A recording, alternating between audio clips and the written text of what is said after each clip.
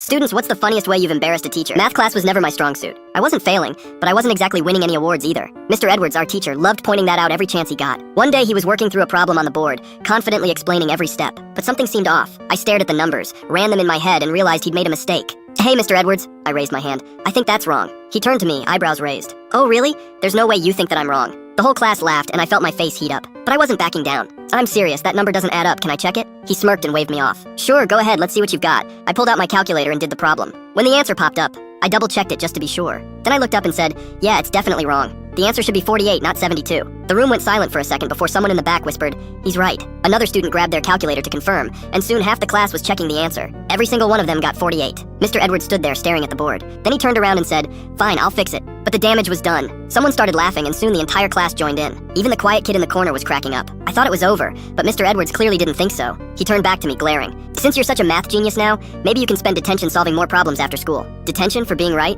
The laughter died down and everyone just stared. I wanted to argue, but I figured it wasn't worth making things worse. I was pretty mad I got detention, but I knew it was worth it after seeing the whole class laugh in his face.